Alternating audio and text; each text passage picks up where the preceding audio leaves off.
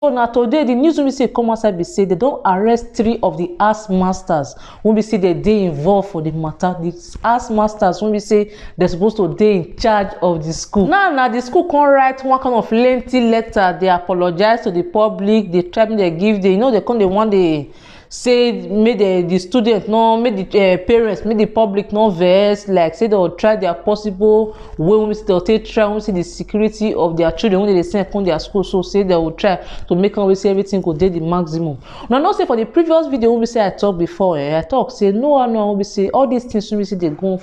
for that body school, so no when we say some teachers not they are aware of the things when we say they go on for inside that particular school. I talk and time I talk many people they doubt me say no it could not be true. I also can't give now the latest concerning this boy they call Sylvester or Moroni. They always say the apple now. So the school will be say this boy they go.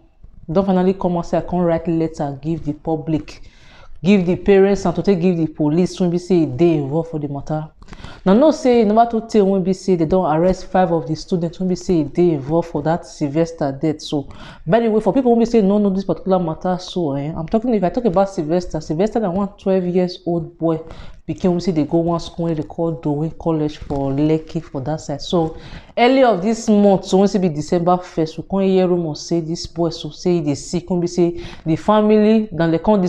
school now can't call the family, they can't carry their pikin go ask for treatment. So not do now the things we say happen and they can't say this boy now say they beat on, they put some substance, they give us some substance drink when we can be say you know can fit survive the one we say can't dey. So ever since police they look for the students, so because say the matter can enter social media now, I believe say the best solution when we say the parents can't think say they'll give their children and to take flights, some of them go abroad for the parents we say they involved. So because I believe say the law can't do we say to say if your pikin miss, if they not say your pikin and you when we say the parents, then they go oh let me come be say the parents come by themselves, you can use their hand to go carry their pikin go police station. So based on say the parents of the children now they say get money now, let me come be say the children face now they don't they parade down put for social media these days, so they can't take according to what we say some people they talk they say because they be minor. Now me can be say we know they see their face for social media. So ever since now the matter dey for police custody, the children still dey for under police custody. So no say this school won't be say they involved now, so and school won't be say a big man school. Who no trouble if you no go fit send children go that school. Imagine school will be say they pay 1 million every term. So imagine say that kind of a school now we say would they expect now say CCTV camera go there, say students teachers eyes go they reach all the students body come be seen for there they come for lost person. No no say never see to tell when be say one woman when they come Madam Davis cry come outside saying what be say happen to a pikin for deeper life school for them. Many people don't believe her. They think say maybe say she look for money or she look for when we say she will take tarnish the image of deeper life school. Can't say say never to tell now. As we say our own now come begin get justice now. When we see the people who say they involved for our pikin case now, they come begin say they don't put all those one now. Almost I believe say they will put those one for prison very soon. We can't see now see this Sylvester now say be 12 years old now don't the matter. So meanwhile, if it come before say no one always say these teachers not go take their aware of the things we say they go for the school. Now you can't see get one particular video when we say come outside when we say they can't do parents meeting for most of the parents when we say they carry their children go to school. So it can't be say one of the teachers when we say don't fair teach for that school before, so it can't come outside to talk say for real you say now only for the guest hostels they get the people who say they in charge, which is the hostel parents. They put their eye well for the guest hostel body say, but for the boys hostel so can be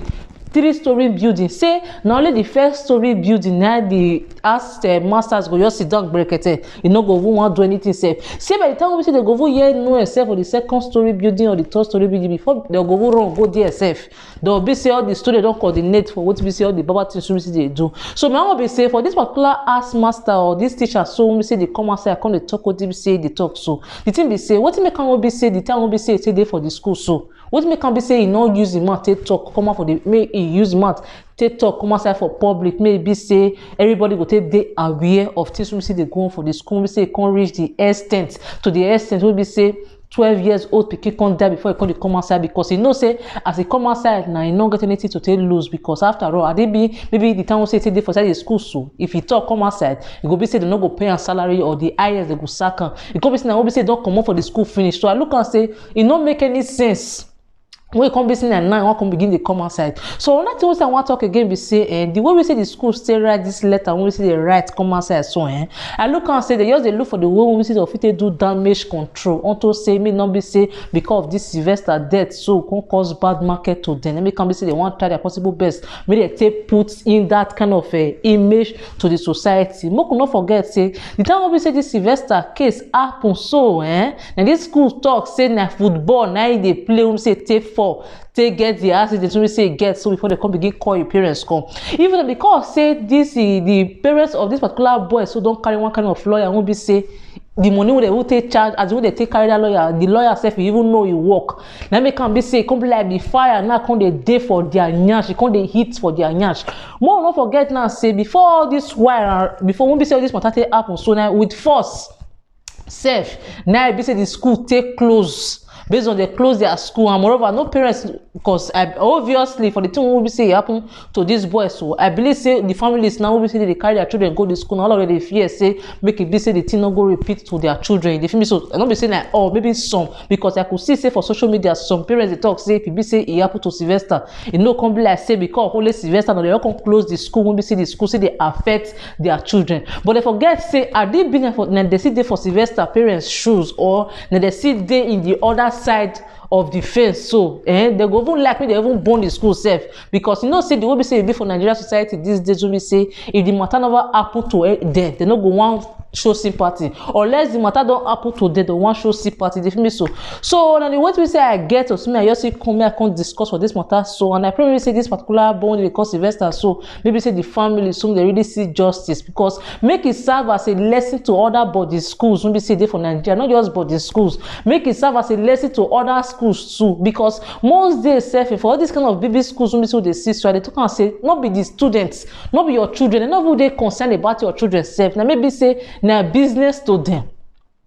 When we say today, when we say some children, they won't be say they misbehave for school self. You don't want to disturb them, you don't want to conscious them or beat them. Say because the thought me not come be say the pikin will come cry, go ask now. Come be say papa no want to send the pikin come back to school or say maybe say not come cause bad market to them. And we not forget say all this kind of baby schools so especially these schools when we say get big names so they get branches to for different states so all of them get headquarters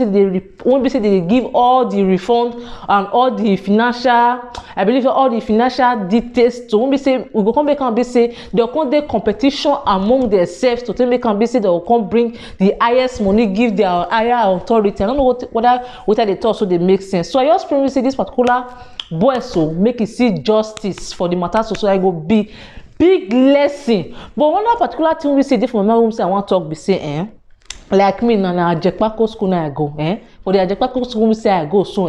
don't be say maybe bully not deal but the bully be say they go draw line if you fight if they not fit fight if you not fit fight they go beat you but the thing be say the time we say I dey for this Ajekpako school so they look and make me say they for big schools like say hey no mama born those children so hey no mama they be now no like when we say if they go school now save our shoes save not correct for leg save our socks save not dey but apart from that one save me na one kind girl we say